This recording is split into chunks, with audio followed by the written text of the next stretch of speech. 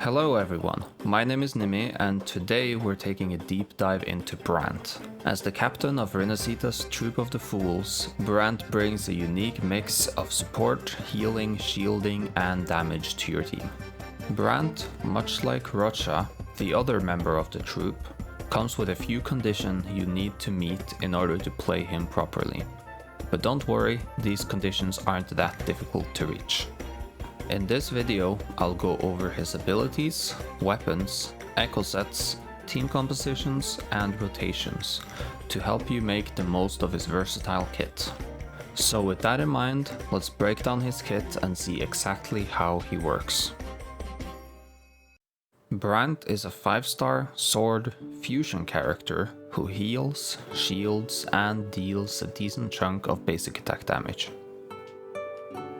His forte circuit, Ocean Odyssey, is the core of his design.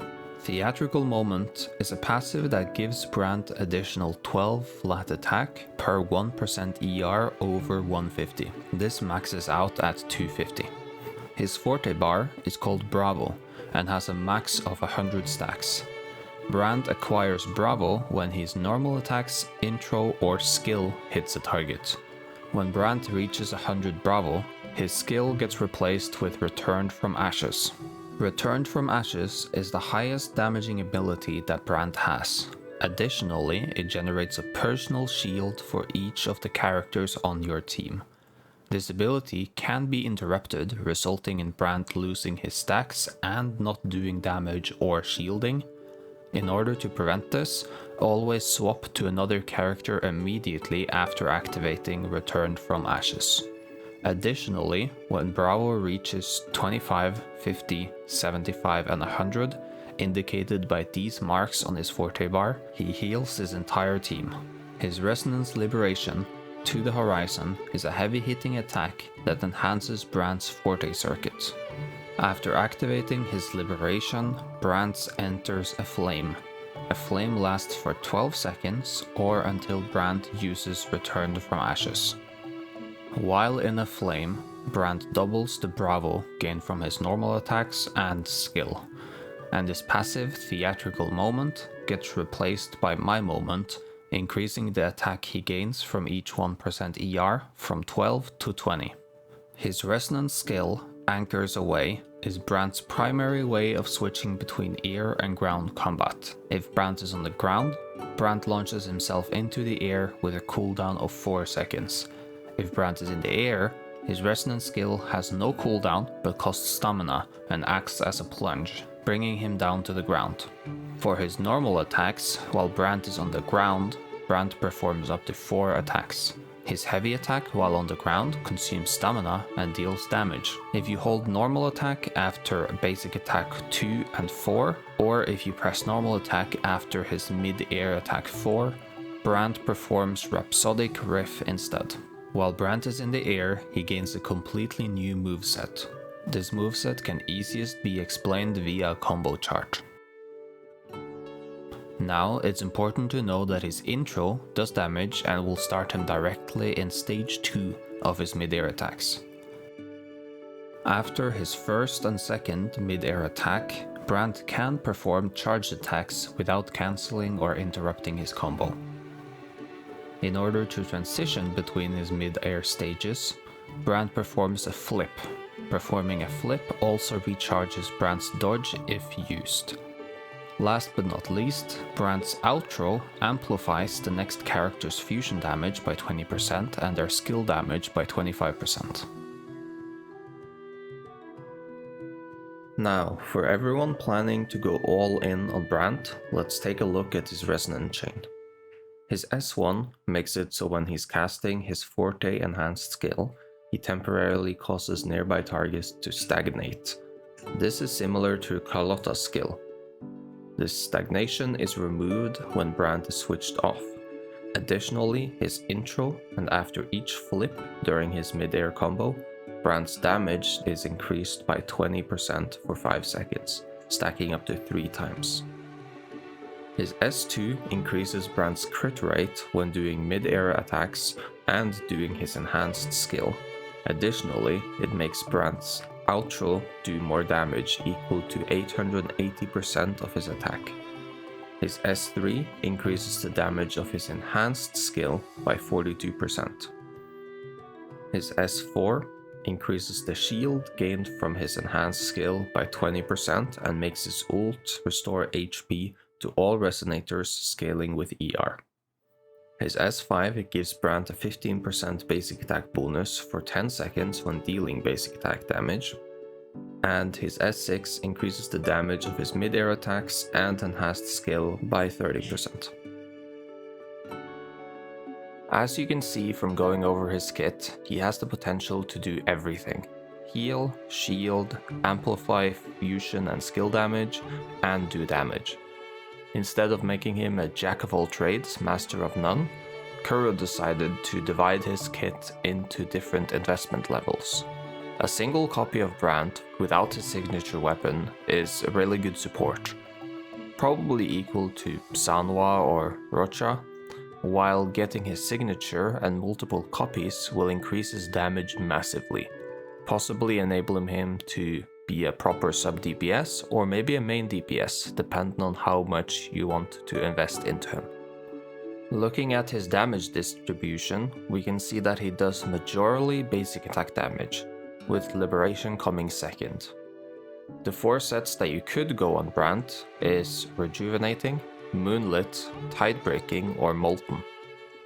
Looking at the damage output from the different sets, we can see that Rejuvenating and Moonlit performs the worst, followed by Tidebreaking and Molten, outperforming each other dependent on if you run an ER weapon or not. Looking at the amount of heals and shields you get from running Brant on different sets, we can see that it does not really matter. So the reason for going Rejuvenating or Moonlit would be because of the team buffs you would get, not for better sustain. Now, how should you build Brant? Well, let's go over what you get from each set. Going a damage set on him, so Tidebreaking or Molten, would mean around a 20 to 30% increased personal damage over the 2 other sets. Going Moonlit means a 22.5% attack increase for the incoming resonator, plus Heron would give 12% damage boost. Rejuvenating, on the other hand, would give a 15% attack increase for the entire team, plus Fallacy giving the entire team an additional 10% attack increase. So it all depends on what you want out of Brant. Now, changing our focus to weapons, the weapons I will go over are Emerald of Genesis, Overture, and his signature Unflickering Valor.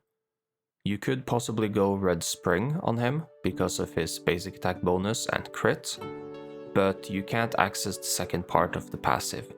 I haven't done any calculations, but I've seen that it does maybe a bit better than Emerald of Genesis. If you build Brant for personal damage, Overture with Tidebreaker and Emerald of Genesis with Molten does around the same amount of damage. You could go Emerald of Genesis with Tidebreaker, but for this to work you would need to go 3-3-3-1-1 with 3 ER echoes, and you would still be around 3% worse than Overture. His signature, Unflickering Valor, on the other hand, would be a 35 to 45% damage increase from his other options. If you decide to go Moonlit or Rejuvenating, Emerald of Genesis beats Overture, both when going 3-3-3-1-1 and 4-3-3-1-1, with his signature doing 13% more damage than Overture with his damage set. This is why I said earlier that investing into more copies or his weapon would turn him into more of a sub DPS / main DPS. Now, for Echo substats, you would want to prioritize Energy Regen, then crit rate critted damage, after that basic attack damage, attack percent, and flat attack. If you have pulls to spare, and you want to invest into Brant further, should you go for more copies or his signature? Well, that really depends. If you look at the pure damage, S1 does a tiny bit more damage than his signature. Now, getting his signature would make it a lot easier to build him, while his S1 gives you the ability to stagnate enemies, making his enhanced skill easier to hit. Looking at S1 plus signature versus S2, S1 plus signature is both a bit more damage and it makes him easier to build. If you want to go even further, Brant's damage increase a lot with more copies, where S2 or S3 would be a nice place to stop as a spender. S3 is purely a damage increase, while S2 gives crit rate. So stopping at S2 or S3 is a good plateau for those who want to go even further. The rotation I have found that works the best is this one. This is the one that I've used for all my calculations. Unlike other rotations, it also integrates his skill so that half of Emerald of Genesis and the Overture effects gets activated. If you want to squeeze out a bit more damage out of him, you could do this variation instead, but it's a lot harder to execute.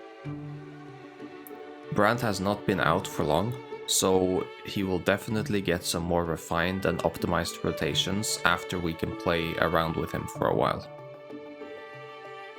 For teams, his most popular team would probably be Changli, Brant, and Shorekeeper, as Shorekeeper can help out with giving Brant the crit that he needs, and Brant is a perfect buffer for Changli, amplifying both fusion and skill damage.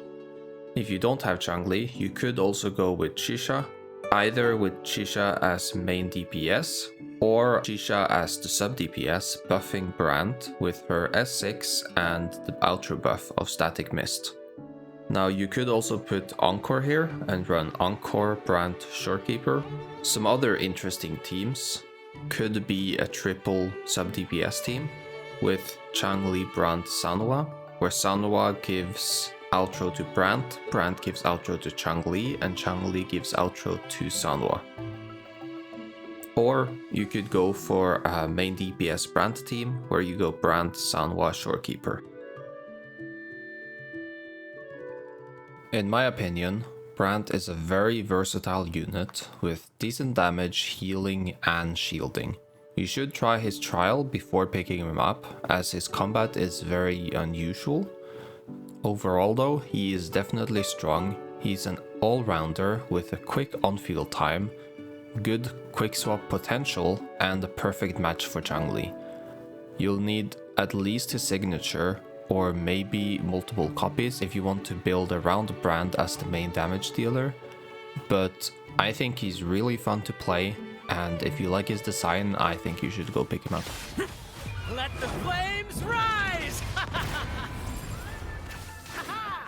Perfect finale. Listen carefully. Here's to me.